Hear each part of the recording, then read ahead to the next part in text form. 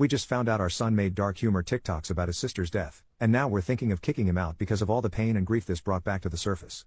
My daughter, 16 female, sadly passed away 7 months ago in a car accident. The other driver was speeding and weaving in and out of traffic like a maniac on the highway, ultimately hitting my baby girl.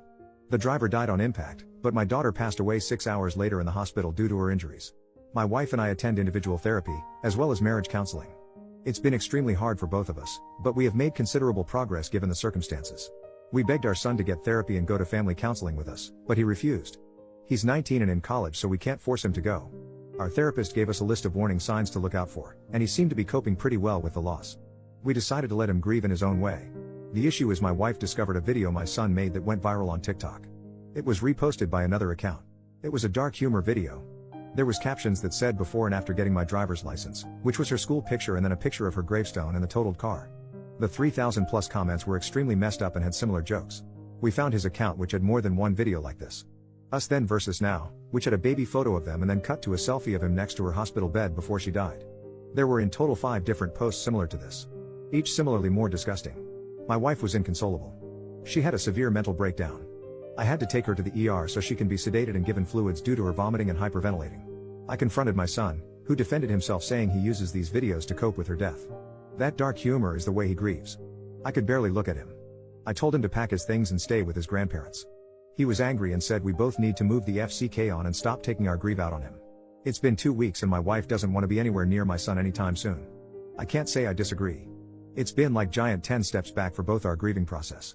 Our son gone was supposed to be temporary, but my wife and I think it's time for him to move into an off-campus student apartment to give us all some space and establish boundaries. We haven't told him this yet, but we plan to when he returns home next week. While he was away, he did apologize in a text to both my wife and I. However, he still insists it wasn't wrong for him to post those videos publicly for millions of people to see. He believes we are being too dramatic and taking it too personal.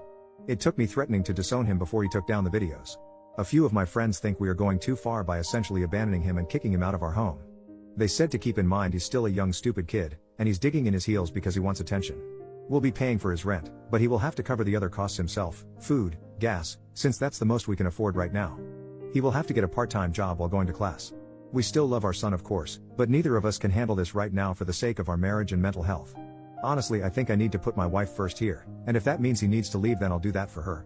Plus he's 19, turning 20 soon, so it's not like he's a child. I just feel sort of guilty still and would like some outside thoughts. Update. Firstly, I'd like to send a sincere thank you to everyone who not only commented, but read my original post. This is a very dark and vulnerable time for my family. We are lost, confused and battling with a grief that has consumed us so entirely it hurts to physically breathe most days. Secondly, my son is a good man, son and brother. He loved and cherished his sister deeply, and I know in my heart that it was never his intention to make light of her death. Nor would he ever intentionally hurt his mother, myself or anyone. It's been an emotionally exhausting and draining last few hours for both my family and I. However, I am happy to provide a bittersweet update for all the wonderful people who took the time to read my original post. You all helped me realize I needed to act now and fast if I were to ever repair our family. I called my son on the phone after reading the comments. I asked him why he posted those videos. He said he was just hurting. We were quiet for a while. His voice broke when he asked if me and his mom still love him. I failed my son. I failed him. What he needed was a father who gave unconditional love, support and protection. He needed his dad. I was too stupid, selfish and angry to see he was hurting more deeply than any of us. We lost our daughter, but he had lost his sister. We needed him to be the strong, mature son for his broken parents. The brave one. The one to shoulder our pain. We took his cry for help as him kicking us while we were down. My wife and I immediately left to go pick him up and bring him home. What I saw was a broken little boy needing his mom and dad. Not the pathological monster that our grief painted him as. He had visible bags under his eyes and lost a lot of weight, and we were too blind to see it.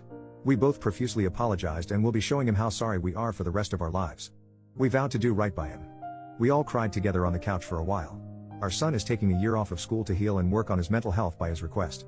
He also agreed to attending weekly therapy. He will be home with us. We will also be seeing a family therapist. My wife is seeking medication to get a handle on her panic attacks. I signed up for a grief support group specifically for fathers. This is all just a start for a very long and difficult journey ahead of us. Thank you everyone for giving me a major kick in the ass and a wake-up call. I may have lost a daughter, but I will not be losing my son. Not now or ever again. This community can move mountains, and affect the lives of real people facing real issues. I've learned a lot about what grief means for different people. No one's grief is invalid or wrong, and everyone handles it differently. This is a lesson I'll carry with me for the rest of my life. This morning I am making pancakes and bacon while my son and my wife watch Netflix in the family room. The windows are open. Our daughter's cat actually came out of her room on her own for the first time to lay on the couch with them. Our lazy Saturday. It's the first time in months we did this since our daughter passed. It feels bittersweet. Different.